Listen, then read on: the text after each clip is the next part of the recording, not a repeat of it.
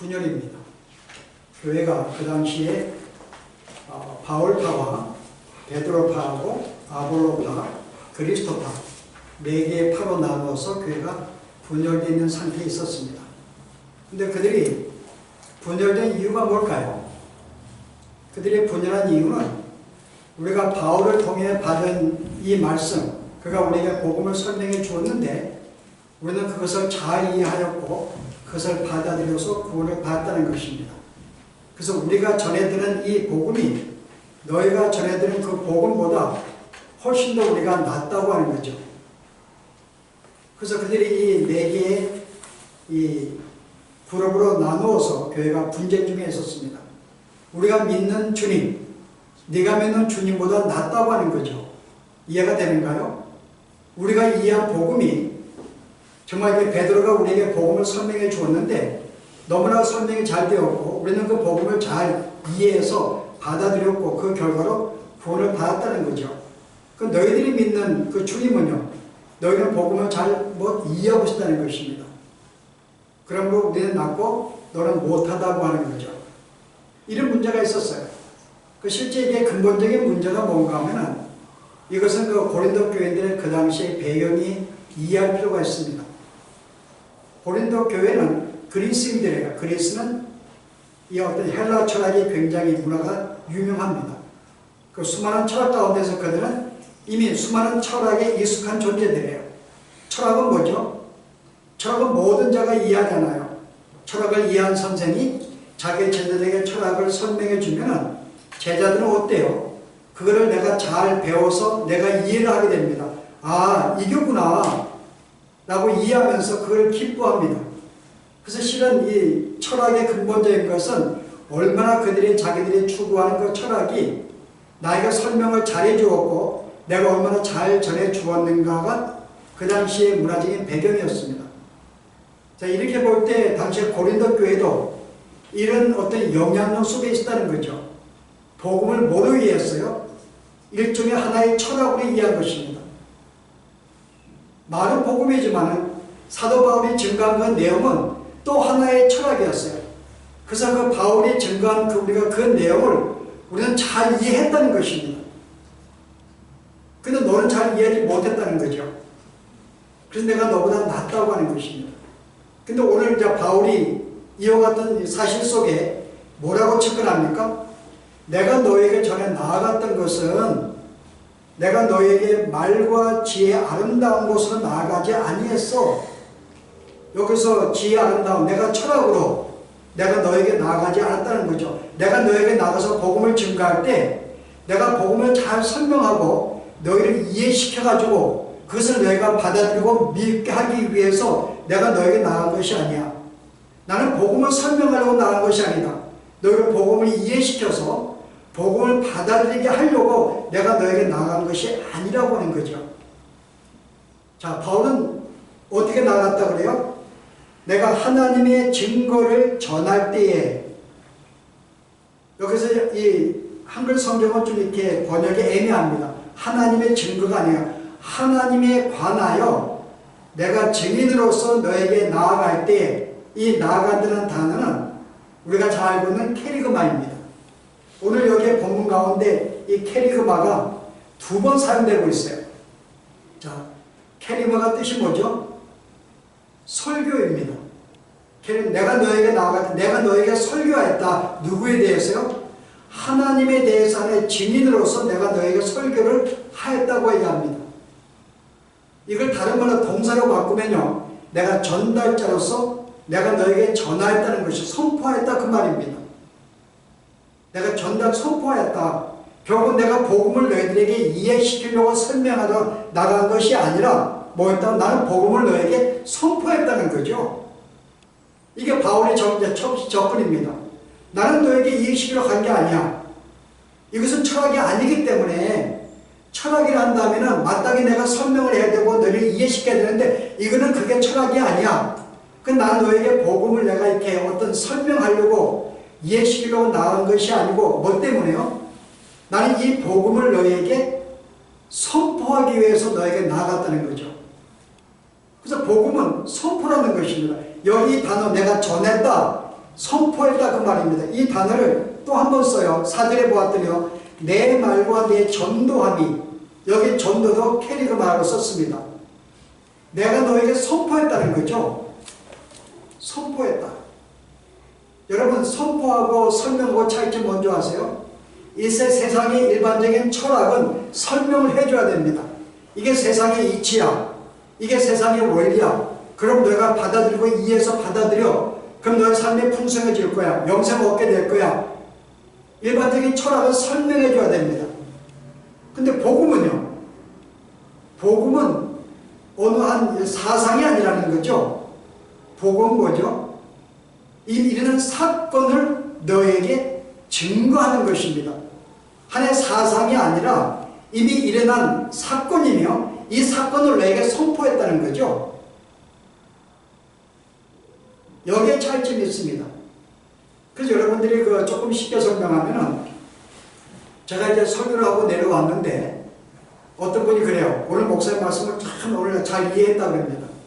잘 이해했다고. 아마 오늘 설교가 너무 어려워서 아마 다른 사람들은 이 말씀 먼저 이해하지 못했을 거라고. 근데 나는 이해했다고 이렇게 여러분 말을 했다고 하면 여러분 어때요? 제가 설교가 여러분에게 설교를 이해시키기 위해서 나간 것이 아닌 거죠.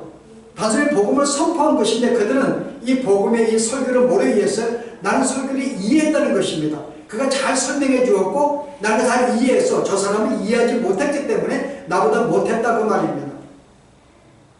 근데 오늘 바울은 말하기를 나는 너에게 말과 지혜로 철학을 너에게 설명하려고 나간 것이 아니야.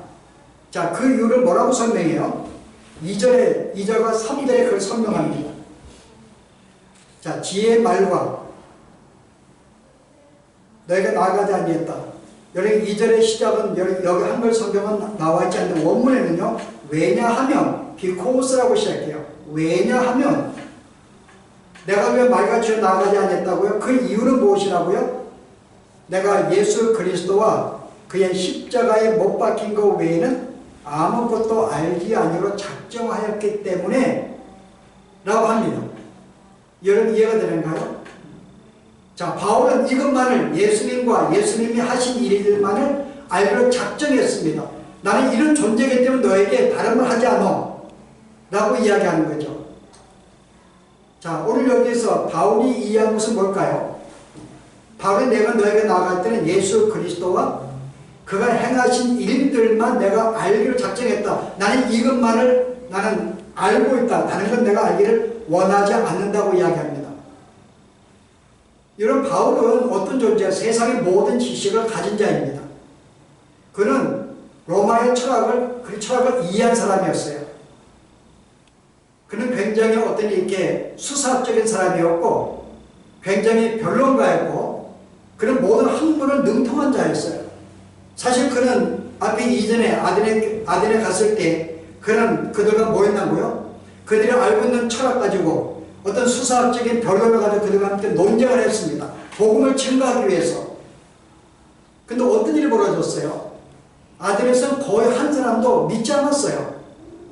실제 그가 제일 먼저 고린도에 오기 전에 아덴에 들렸을 때 그들은 너무나 철학적이었기 때문에 바울도 실은 그들 못지않은 지식이 있었으니까는 그들이 알고 있는 철학적인 접근으로 수사적인 말재간으로 어떤 웅변을 가지고 논리적으로 그들에게 복음을 설명했다는 거죠.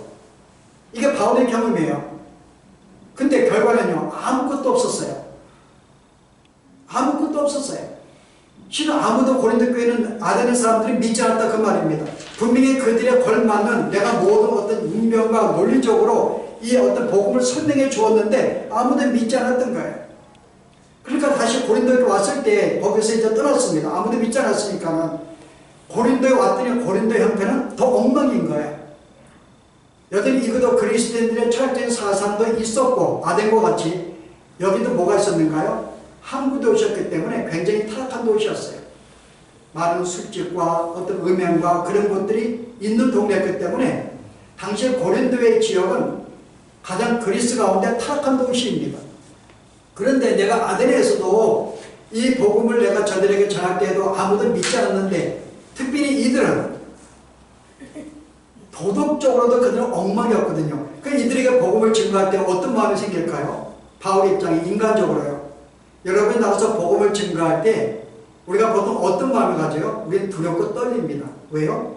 혹시 내가 복음을 증거했는데 그 사람이 거절하면 어떡할까? 뭐 거절하고 끝나는 게 아니라 나에게 이상한 눈으로 쳐다보기도 하고 나를 무시하기도 하고 나를 조롱하기도 하고 심지어는 나에게 구타도 할 것입니다. 여러분 그런 거 해봤는가요? 복음을 증거하다 보면 수많은 경험들을 만나게 돼요. 그 대부분의 사람들은 호의적이지 않습니다. 굉장히 신랄하게 비판하고 정죄하고 못나게 생각하고 실제 이 바울이 아덴에서 그런 경험을 한 거예요. 내가 복음을 증거했는데 다 그들은 경멸을 합니다. 받아들이지 않는 거죠. 왜 그들이 안 받았을까요? 이 바울이 증거한 이 복음을 설명하는데 그거를 이해하지 못했던 거죠. 왜냐하면 당시에 이 철학의 중심 사상은 뭔가요? 육체는 악이고 영혼은 깨끗하다는 거죠. 그래서 플라톤의 사상에 의하면 인간이 어떤 존재인가?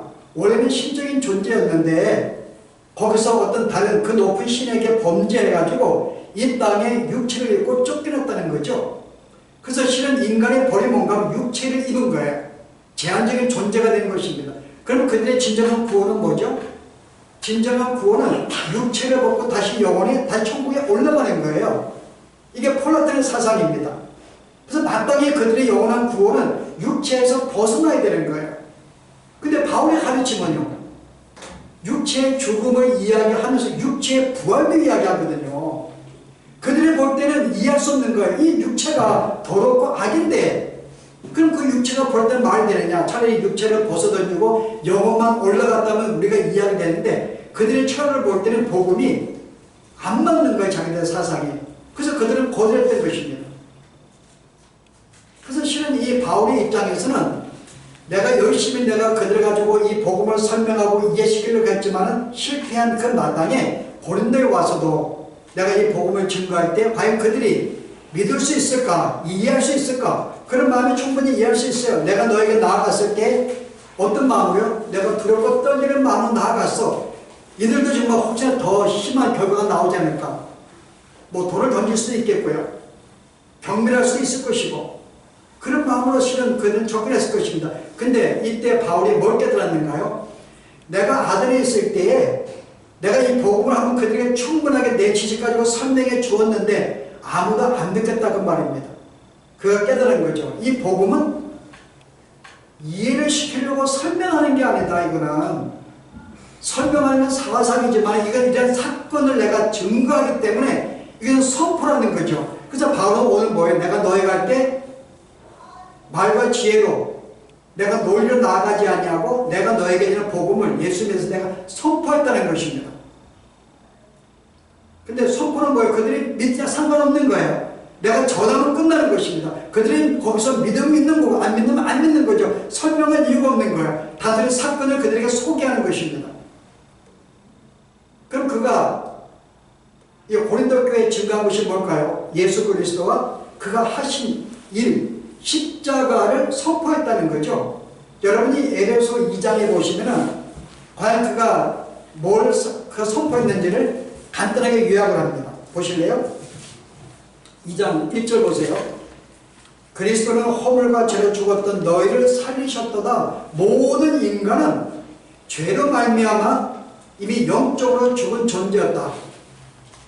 그러면 어느 누구도 그들은 어때요? 그들은 죽었기 때문에 영적인 감각이 아무것도 없어요. 근데 누가 살렸다고요? 그리스도께서 그들을 살렸다는 거죠. 어떻게 해요? 그리스도는 하나님의 아들로서 우리를 살리시기 위하여 이 땅에 인간으로 오셨고 우리의 죄를 대신하여 십자가에서 그 값을 치루어 주었고 그 다음에 그 모든 온전히 성체이기 때문에 그가 드디어 부활하셔서 우리에게 생명을 주었다. 이게 그가 이해한 예수 그리스도가 그의 복음입니다. 이거 그가 경험한 거예요. 인간의 모든 인간은 죄인이었다. 그런데 하나님이 우리를 살리기 위해서 그의 아들을 보내었고 우리를 대신에 죽게 만들었고 그것을 받아들이게 되면은 그 받아들인 자에게는 영원한 생명을 주시는 것. 자, 보실래요? 사절이에요. 그의 뭐 때문에 국리하신 때문에 우리의 국리를 베풀어서 아들을 보내었습니다. 그리고 5절에 보았더니 예수님의 죽으심을 통해서 우리도 함께 죽은 자로 인정해 주시고 죄값으로, 그 다음에 6절에요. 그의 부활을 통해서 그걸 믿게 되면 우리도 함께 부활한 자를 여겨주시고, 이 모든 것을 누가 하셨다고요? 하나님이 하신 것이다. 너희가 이해해서 받아들인 게 아니고 하나님이 일방적으로 구원의 길을 마련해 놓으시고 너희에게 구원을 이끌어 준 거야. 그 모든 세계를 보게 하고 믿게 만들어 주고서 실은 그를 통해 너희에게 생명을 주었다는 거죠. 그러므로 뭐라 그래요? 8절에 내가 그 은혜로 인해서 믿음으로 말미암아 구원을 받았으니 이것은 너에게 난 것이 아니야. 너희가 이 복음을 잘 이해해가지고 받아들인 게 아니라 하나님이 너희를 이해시켜 주었고 너희를 설득하였고 너희를 이끌어서 예수 믿게만 구원 준 거야. 그리고 이건 하나님의 선물이지. 그래서 그 다음 뭐라 그래요? 행위에서 난 것이 아니니 행위는 너희가 지식으로 내가 노력해서 너희가 이해해서 가진 구원이 아니라 그러므로 이는 누구든지 자랑하지 못하게 함이라. 그런데 고린도 교회는 자기들이 그걸 잘 이해했기 때문에 그래서 받아들였고 구원을 받았으니까는 나를 자랑하게 되었어요. 그 서로 자랑하는 것입니다. 내가 이해한 이 복음이 진짜야. 나는 잘 이해했다는 것이고 그 서로 자기가 어떤 지식을 자랑하게 됐던 거죠. 이게 바울이 이해한 것이에요. 그 바울이 이해한 것은 두 번째요. 모든 인간은 뭐예요? 영적으로 죽은 존재라는 거죠. 오늘 그걸 수업한 것입니다. 모든 인간은 영적으로 죽은 존재야. 죽은 존재는 다른 말은 뭐예요? 죽으면 아무것도 알지 못합니다. 그 하나님에 대한 감각도 없는 거예요. 하나님을 알지 못합니다.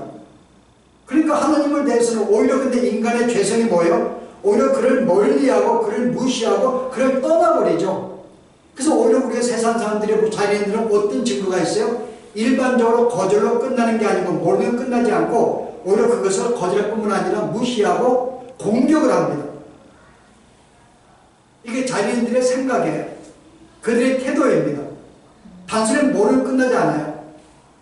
뭔가 이유가 없지만 그냥 그를 복음을 싫어하는 거죠. 그래서 핍박을 하게 됩니다. 뿐만 아니라 설령 네가 만약에 하나님을 이해했다 할지라도 너는 거기에 나아갈 아무 능력이 없다고 하는 거죠. 그래서 인간에게는 하나님을 알려고 하는 의지도 없고 안다 할지라도 거기에 나아갈 능력도 없다는 거, 전적인 무능력을 선포하는 것입니다. 그런데 너희가 이와 같은 상태인데 내가 너에게 복음을 설명한다 그래서 너희가 받아들일 수 있다고? 어느 누구도 이해하지 못하는 건 죽은 상태인데, 영적으로 죽은 상태인데 어떻게 내가 복음을 내가 이해하느냐 그 말입니다. 그래서 예수님이 이 땅에 계시면서 이 복음을 증거할 때 거의 뭐로 하셨는가요? 거의 비유로 말씀하셨어요. 비유로 말씀하신 이유가 뭘까요? 여러분이 마태복음 13장에 보시면 예수님이 하도 비유로만 이야기하시니까는 제자들이 왜 예수님 비유로만 자꾸 말씀하세요? 라고 이야기합니다. 그랬더니 예수님이 뭐라 그래요? 왜냐하면 11절에 13장 11절에 대답하여 이르시되 천국의 비밀을 아는 것이 너희에게는 허락되었는데 그들에게는 허락되지 아니했기 때문에 그들은 허락이 안 됐어요. 비밀에 대해서. 그러므로 뭐예요? 그들은 비유로 말하는 것은 그들이 보아도 보지 못하며 들어도 듣지 못하며 깨닫지 못함이니라. 그들로 하여금 내가 비유로 말하는 것은 그들은 그것을 들어도 듣지 못하는 것이고 보아도 보지 못하고 아무 깨닫지 못하는 거예요. 하나님이 그런 상태를 내버려 두신 것이죠. 그게 하나님이 예수님의 비유로 말씀하신 이유입니다. 그래서 구약의 이사야 말씀을 인용하면서요. 이사야의 이 예언을 내가 이루게 하기 위해서 뭐라 그래요? 너희가 듣기는 들어도 깨닫지 못할 것이요 보기는 보아도 알지 못하리라. 이 백성들의 마음이 완악하여져서 그 귀는 둔하게 듣기에 둔하고 눈은 감았으니 이 말씀을 인용하면서 구약에서는 이 말씀이 했어요. 이 땅의 모든 인간들은 보기는 보아도 그걸 보지 못하는 거예요. 듣기는 들어도 깨닫지 못합니다. 여러분 지금 이해해요? 예수님께서 3년 계시면서 제자들에게 수많은 말씀을 하셨어요. 깨달은 제자들이 있는가요? 그들이 성령이 임하기 전까지는 아무도 깨닫지 못했어요, 여러분. 여러분이 마태복음 16장에 보시면 예수님이 이런 말씀을 제자들에게요. 그 6절에 보았더니 예수께서 이르시되 삼가 바리새인과 사두개인들의 누룩을 주의하라 하시니, 예수님이 그래요. 바리새인들과 사두개인들의 누룩을 주의하라고 이야기하시니까요. 자, 이들이 어떤 생각 가졌어요? 그 앞에 5절 보세요. 그들이 갈 때에 떡을 가져가는 것을 잊어버렸어요. 아, 예수님은 우리가 떡 얘기를 하는가 보다. 그래서 뭐라 그래요? 7절에요. 제자들이 서로 논의하이르되 우리가 떡을 가져오지 아니하는 것은 왜 떡을 안 가져왔는가를 말했는가 보다라고 이해했어요. 그 예수님이 그들에게 뭐라 그래요? 왜 이렇게 어리석으냐?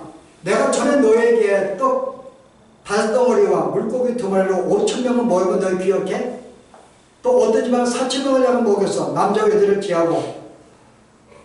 아니, 내가 그 사건을 기억한다면 떡이 없다면 뭘 걱정해? 내가 너에게 떡 얘기하는 게 아닌데. 제자들이 이와 같이 예수의 말씀을 3년 동안 했지만 이해하지 못했어요. 왜 이해하지 못했어요? 영주는 죽었으니까요.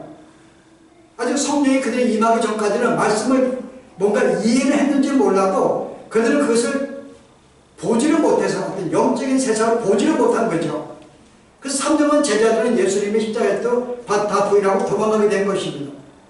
그들은 이해하지 못했어요. 말씀을요. 예수님이 이적을 행할 때는요. 이적을 보았으나 그들은 보지 못했어요. 한번 여러분이 마태복음 13장, 12장 보실래요? 어떤 일들이 벌어져요? 12장의 22절에 그때 귀신 들려 눈 멀고 말 못하는 사람을 데리고 왔거늘 귀신 들려서 눈이 멀고 보이지 않고 말 못하는 사람을 예수님께 데려왔습니다. 그 예수님이 그들에게 고쳐주었어요. 큰 이적을 행하셨습니다. 근데 사람들이 그걸 보고 뭐라 그래요? 이는 귀신의 왕 바알세바를 힘입지 않고는 귀신을 쫓아내지 못하느니라. 그것을 보고도 그들이 이해하지 못했어요. 저가 사탄의 능력을 받아가지고 그거를 쫓아냈는가 보다. 그 예수님이 뭐라고 그래요? 야, 사탄이 서로 분쟁하면 그 나라가 설 수 있느냐라고 말씀하시는데 그들은 예수님의 이적을 보고도 야, 뭔가 이 세계가 있구나 하고 그들은 제대로 보지 못한 거죠. 예수님이 그 500의 기적을 행할 때요. 그 떡 5덩어리로 여러분 5,000명을 먹였습니다. 요한복음 어떤 사건이 벌어져요? 그 떡을 먹은 사람들이 예수를 막 찾아다녔어요. 그 예수님이 없는 거예요. 한수다가 예수를 드디어 발견하게 됩니다. 요한복음 6장에 보면은. 근데 그때 이 사람들이 뭐라 그래요? 예수님 그동안 어디 있었습니까? 우리 예수만 찾았는데요. 그랬더니 예수님이 뭐라 그래요? 너희가 나를 찾은 것은 너희가 보지 못했기 때문에 나를 찾았다 그럽니다. 근데 그런 말씀하세요. 내가 보지 못해서 내가 500의 기적을 행할 때에 너희는 그것을 그 사건 속에서 내가 이 땅의 메시아인 것을 보여주려고 하셨는데 그 이적을 통해서 그리스도가 메시아인 것을 보지 못했다 그 말입니다. 단순히 이분 따라다니면은 나에게 이적을 행해서 나에게 잘 먹고 살게 해줄 거야. 그 생각으로 주를 쫓아온 거라 그 말입니다. 메시아를 보지 못한 거죠. 이적을 보아도 보지 못한 거예요. 여러분 이런 사건이 굉장히 많습니다. 여러분 누가복음 하나만 더 볼게요. 어떤 일이 벌어졌는가. 누가복음 8장에 보시면은 26절에 예수님이 거라사인의 땅에 거했는데요. 거기에 귀신 들린 자가 있었어요. 무덤 사이에 막 돌아다닙니다. 근데 거기에 이 귀신이 군대가 들려서 수많은 군대가 수많은 귀신이 들린 사람을 만나게 됩니다. 그 예수님이 그걸 어떻게 해요? 그걸 고쳐줘요. 근데 그 안에 있는 귀신이 뭐라 그래요? 우리를 내쫓지 마소서. 근데 우리를 많이 내쫓는다면은 우리를 어떻게 하라고요? 저기 지금 돼지떼가 있는데 우리를 돼지떼에다가 보내소서 그럽니다. 그 예수님은 그 말대로 모든 귀신을 돼지떼에 내쫓아요. 그 돼지가 귀신 들려가지고 이 나무들 다 떨어져 버려 죽고 맙니다. 근데 이 사실을 보고 있는 그 주위에 한 목자가 그걸 놀래가지고요. 갑자기 동네 가족이 막 이야기하는 거죠. 근데 그 예수님이 그 동네 찾아가셨어요. 자, 동네 사람들의 반응이 뭘까요? 누가복음 8장 볼까요? 동네 사람의 반응이요? 37절 볼까요? 거라산의 땅 근방 모든 백성이 크게 두려워하여 예수께 떠나시기를 구하더라. 예수님이 큰 이적을 그들에게 보여주었는데 그걸 보고 들고 떨었어요. 근데 뭐예요? 영접하지 아니한 거예요. 그냥 예수 무서워서 혹시 이 사람을 두고 우리가 또 재산의 피해를 보면 어떨까? 왜냐하면 귀신들이 돼지떼 들어가 다 죽었기 때문에 돼지떼가 혹시 자기들이 예수를 말미암아 죽임을 당하면 재산의 손해가 어떡할까? 그 생각 속에 예수님과 떠나기를 간청했던 거죠. 그 이적을 보았지만은 그들은 보지 못했어요. 그 상태가 뭐라고 그래요? 영적으로 죽은 상태이기 때문에 그들은 죄와 허물로 죽은 상태이기 때문에 예수님이 어떤 말씀을 하셔도 어떤 능력을 행하시고 기적을 행해도 그들은 그것을 보지도 못하고 듣지도 못 깨닫지를 못하는 거죠. 근데 우리는 보통 뭐라 그래요? 우리는 보통 다른 사람 만나서 우리가 복음을 증거할 때 우리는 그들에게 잘 설명해야지만이 그들이 복음을 이해하고 믿을 수 있다고 생각을 해요. 이게 오늘 성도들이 보통 갖는 생각입니다. 복음이 일종의 사상으로 알고 증거하는 거죠. 근데 오늘 뭐예요? 나는 너에게 캐리그만, 나는 너에게 설교, 나는 전달자로 선포한 것이 이게 전도입니다. 전도라는 것은 그들에게 복음을 설명하는 게 아니에요. 이미 내가 경험한 사건, 이미 내가 본 사건을 증거하는 거죠. 나 이거 경험했어, 나 이거 보았어, 증거하는 것입니다. 그래서 바울은 그가 아들이 실패했던 것, 너희가 가지고 있는 이 철학으로 어떤 수학적인 말 재간해가지고 논리를 내가 복음을 열심히 설명해 보았는데 오늘 믿지 않는 것을 그가 경험한 그는 더 이상 거기에 의지 안 합니다. 그래서 정말 들고 떨림으로 내가 성령의 의지에서만 이 복음을 선포하는 거죠.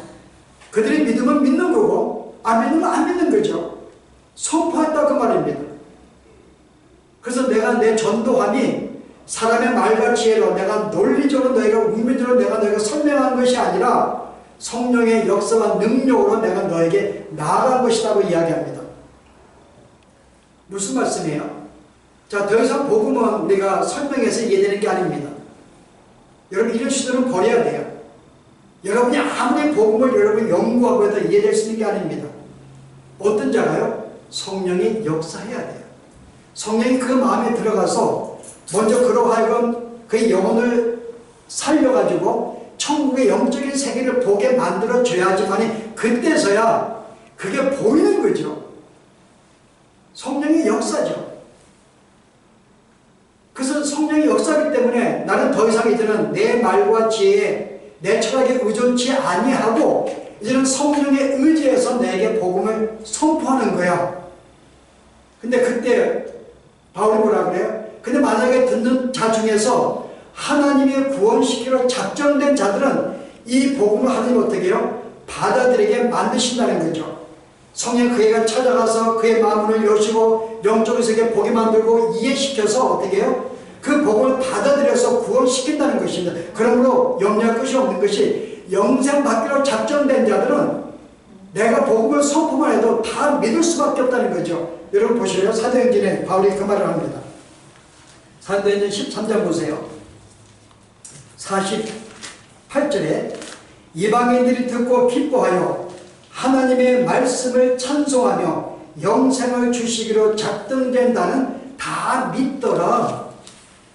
내가 복음을 선포만 하면은 하나님이 영생을 주기로 작정된 자들은 성령의 역사에서 그 말씀을 듣게 하고 보게 해서 받아들이게 한다는 거죠. 이게 하나님이 하시는 일입니다. 하나님이 우리에게 역사 안 하시면은 그걸 깨달을 수가 없는 거예요. 그럼 구원은 처음부터 뭐예요? 하나님이 구원받는 의의 길을 준비해 놓으셨고 그것을 나로 하여금 그것을 믿도록 내 영혼을 깨우치게 만들어 주었고 그래서 밖에서 나를 이끌 이 모든 것은 하나님이 하신 거기 때문에 너의 지혜도 아니고 너의 노력도 아니라 그러므로 인간으로서 잘 것이 없어. 근데 마치 우리가 복음을 믿는 것이 내가 그걸 이해해가지고 내가 받아들이고 내가 이만큼 지식이 있기 때문에 복음을 이해했기 때문에 내가 저 사람은 낫다고 하는 것은 복음을 제대로 이해하지 못한 거지. 하나님 부른 사람은 다 똑같은 거죠.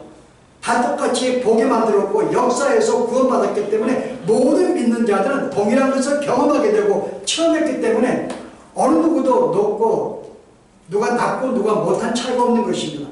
다 그들은 복음을 만난 거예요.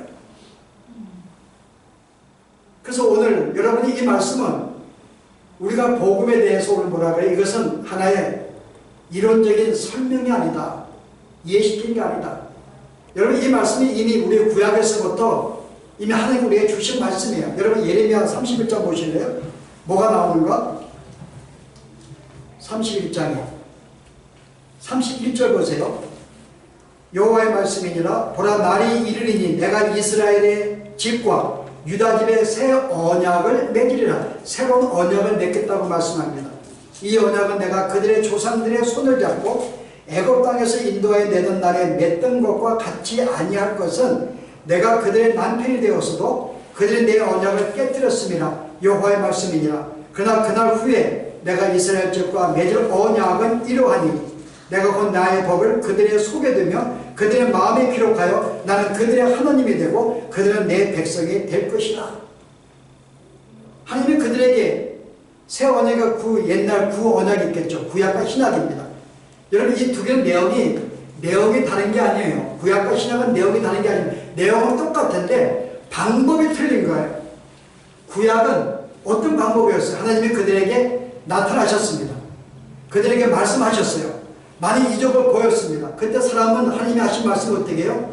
그 말씀을 그들은 귀로 듣고 머리를 이해했어요. 그들은 눈으로 보았고 머리를 이해했습니다. 이게 구약의 방법이었어요.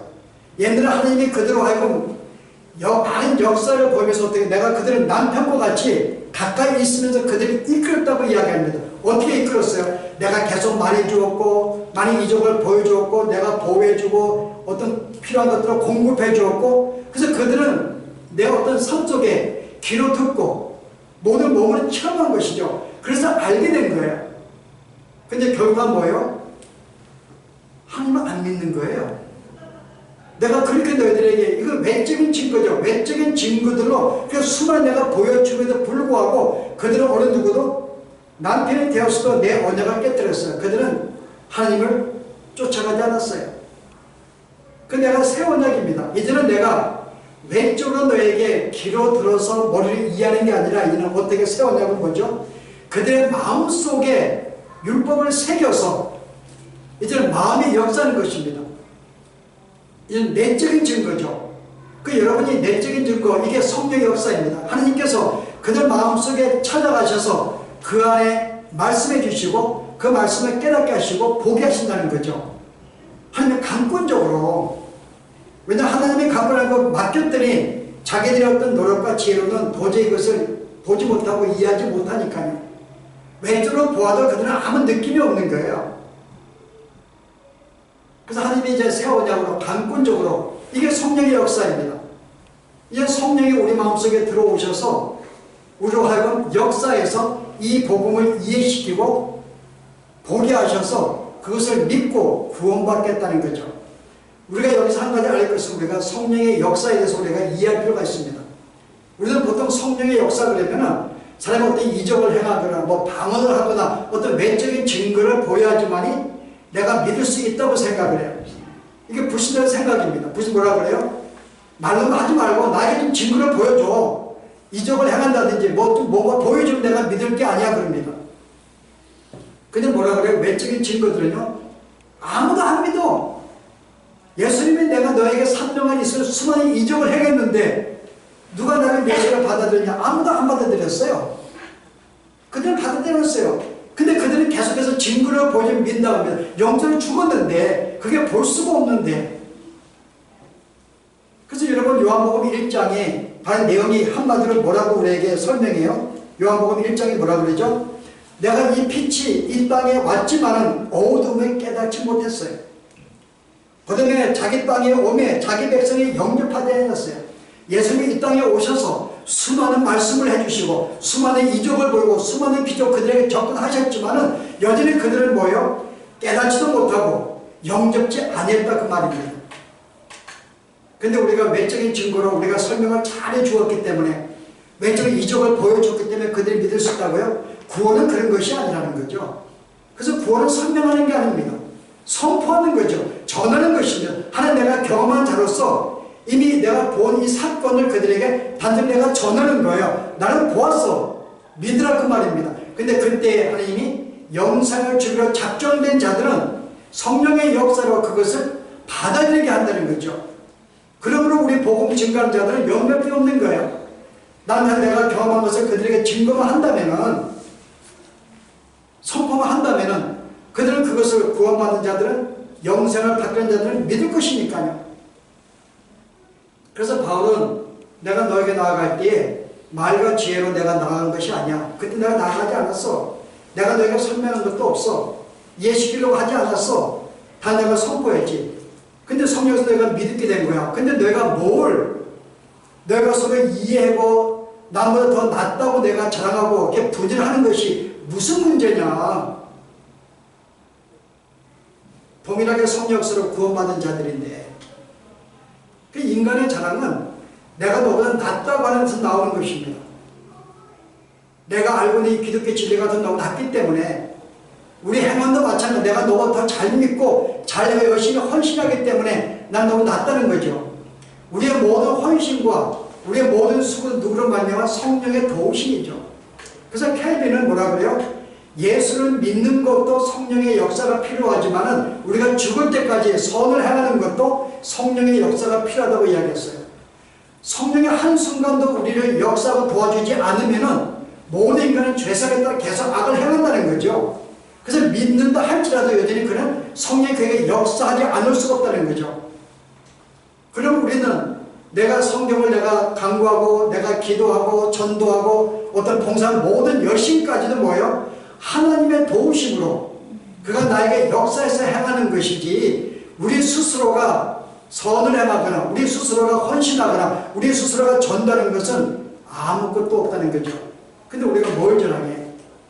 뭘 남은 낫다 생각하고 너를 자랑하냐 그 말입니다. 오늘 우리들은 이렇게 해서 우리는 영원한 생명 얻은 자들입니다. 이미 우리들은 복음이 선포될 때 성령이 역사하셔서 그 복음을, 영적인 세계를 보게 만들었어요. 그 세계를 붙잡게 만들어 주었습니다. 그래서 그것을 내가 받아들이고 영원한 생명을 주신 것이죠. 우리는 그렇게 구원받은 것입니다. 오늘 주님은 바로 우리가 이런 어떤 영원한 진리, 바로 이 복음을 우리에게 주시기 위해서요, 이 땅에 인간으로 오셔서 우리 대신에 죽으시고 죽음으로 끝나지 않고 그에게 부활하셔서 우리에게 영원한 생명을 주신, 다시 한번 우리가 이 부활이 우리가 어떤 의미가 있는지, 우리에게 영원한, 정말 우리를 사랑하셔서 찾아오셔서 구원을 베푸신 그 손길을 기억하며 오늘 한 분이 주 앞에 감사하시며 기뻐하는 데에게 바랍니다. 기도하십시다.